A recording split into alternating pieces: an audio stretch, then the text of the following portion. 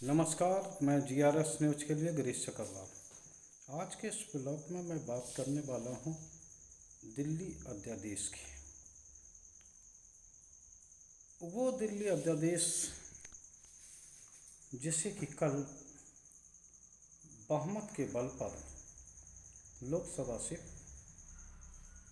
पास कर लिया गया और आज बिल को राज्यसभा में पेश करने के लिए रखा जाएगा। आशा ही नहीं, पूरा विश्वास है कि भारतीय जनता पार्टी की केंद्र सरकार ने कुछ राजनीतिक दलों को मैनेज कर लिया है और उसी मैनेजमेंट के बल पर राज्यसभा में भी ही ये बिल पास हो जाएगा। आप सभी लोगों को जानकारी होगी कि 8 साल के मुकदमेबाजी के बाद 11 मई 2023 को माननीय सुप्रीम कोर्ट की पूर्ण खंडपीठ ने, 5 सदस्यीय खंडपीठ थी, उन्होंने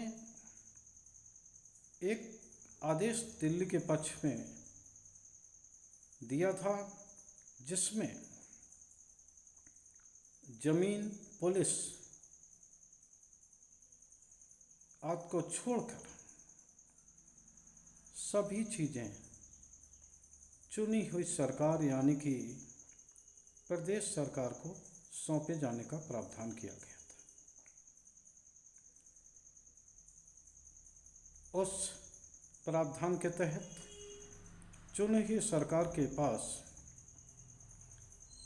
जो अधिकारी काम कर रहे हैं उन सभी के ट्रांसफ़र पोस्टिंग का की अधिकार उनको मिल गया था। इस बात की भी माननीय उच्चतम न्यायालय ने विशद व्याख्या की थी कि आखिर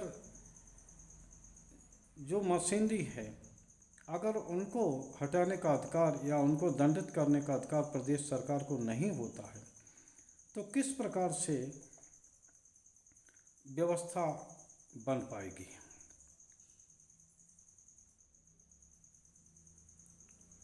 19 मई यानी कि माननीय न्यायालय के 8 दिन के बाद जब माननीय न्यायालय की ग्रीष्मकालीन छुट्टियां होने वाली थी तो 19 तारीख को रात 8 बजे एक अध्यादेश के मामले लेकर केंद्र सरकार ने फिर से सभी शक्तियां एलजी को सौंप दी। तब से लगातार मुख्यमंत्री अरविंद केजरीवाल विभिन्न राजनीतिक दलों से समर्थन मांग रहे थे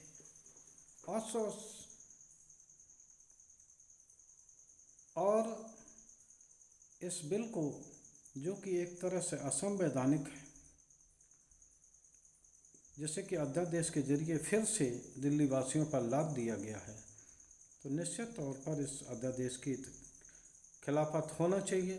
लेकिन चूँ पूर्ण बहुमत सरकार, हालांकि केंद्र सरकार सुप्रीम कोर्ट के निर्णय के खिलाफ ही पुनर्विचार याचिका लेकर गई थी, लेकिन उस निर्णय की प्रतीक्षा किए बिना केंद्र सरकार ने अपने बहुमत के दल पर, चूँकि उनका बहुमत है लोकसभा में, बहुमत के दल पर उन्होंने जन आकांक्षाओं को किस तरह रौंदा है, ये सब आप लोगों के सामने। आप बताइए कि जो अधिकारी जिनकी तनख्वाह दिल्ली प्रदेश सरकार के खजाने से दी जाएगी,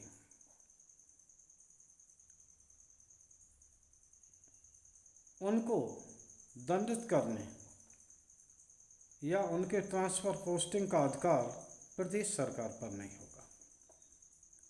केंद्र सरकार ने कहा कि वो पूर्ण राज्य नहीं है। मैं यहाँ एक ही सवाल भारतीय जनता पार्टी या कल जिन्होंने कि ये बिल लोकसभा में पेश किया था, माननीय गृह मंत्री से पूछना चाहते हैं कि क्या 11 मई को माननीय उच्चतम न्यायालय की पूर्ण खंडपीठ ने जो निर्णय दिया था, क्या वो निर्णय गलत है?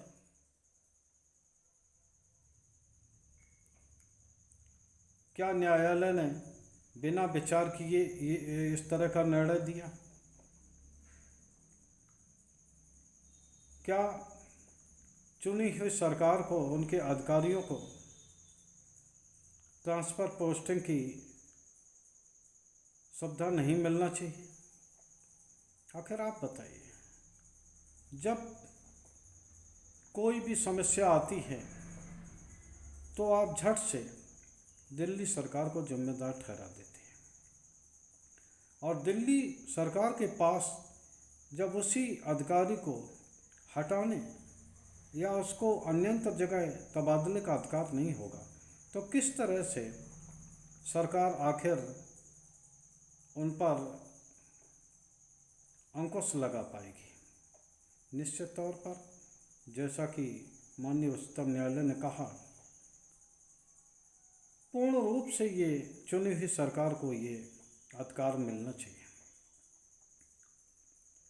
और ये निश्चित तौर पर माननीय उच्चतम न्यायालय ने और भी तमाम बातें कही थी, जिसका जिक्र यहाँ संभवतः नहीं होगा। उन्होंने संघीय ढांचे की भी बात कही। उन्होंने विचार करके ही ये निर्देश दिया था कि भूमि, सेवा और पुलिस के अलावा अन्य सभी अधिकार राज्य सरकार के पास निहित होंगे, चुनी हुई सरकार के पास निहित होंगे। लेकिन जिस तरह बहुमत के बल पर केंद्र सरकार ने दिल्ली वासियों के अधिकार को छीना है, उसकी सिर्फ आलोचना की जानी चाहिए। लगातार आपके 7 सांसद दिल्ली के और सभी केंद्र के मंत्री और सभी 200 सांसद करीब लग के भी आप दिल्ली की सरकार को हटा नहीं पा रहे। 2 बार से लगातार आम आदमी पार्टी की सरकार बन रही है। जहां आप 15 साल लगातार नगर निगम में आपकी सत्ता रही, वहां भी आम आदमी पार्टी ने इस बार आपको हटा दिया। तो आपके मन में एक तरह की ये टीस है कि हम उसका कुछ बिगाड़ नहीं पा रहे हैं। जनता के भरोसे आप कुछ नहीं कर पा रहे, तो लिहाजा आप पीछे से बैकडोर से आप दिल्ली की सत्ता पर काबिज होना चाहते हैं एलजी के सहारे। लगता तो ऐसा ही। हालांकि अभी ये मामला उच्चतम न्यायालय में है, देखिए उस पर क्या निर्णय होता है।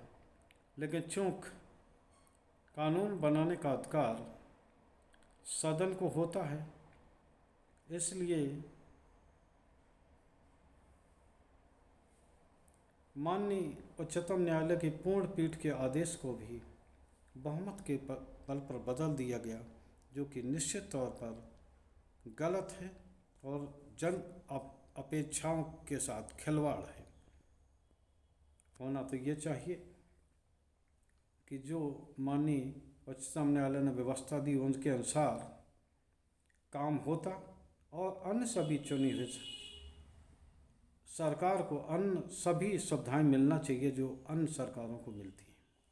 जिससे कि अभी आपको ध्यान होगा कि कई चीज़ों को लेकर दिल्ली की प्रदेश सरकार भी बच निकलती है। अगर उनको सभी अधिकार होता तो उनके पास बच निकलते का चारा नहीं रहता। लेकिन केंद्र सरकार है, उसके मन में ये टीस है कि छल दल के बावजूद भी वह दिल्ली में सत्ता को नहीं पा रहे, इसलिए उन्होंने एक बैकडोर से सत्ता पाने का एक माध्यम एलजी के सहारे चुना। आज के ब्लॉग में बस इतना ही। शेष कल अन्य किसी मुद्दे को लेकर आपके सामने हाजिर होंगे। जय हिंद, जय भारत।